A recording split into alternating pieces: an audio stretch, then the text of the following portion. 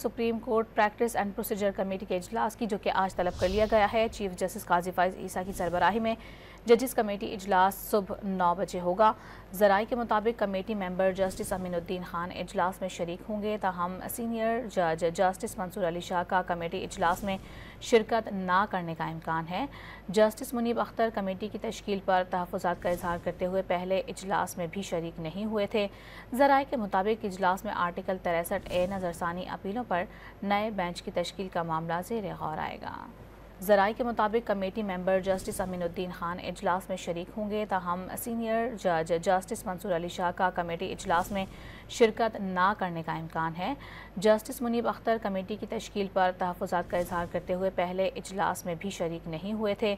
ज़राए के मुताबिक इजलास में आर्टिकल 63A नज़रसानी अपीलों पर नए बेंच की तश्कील का मामला ज़ेर गौर आएगा।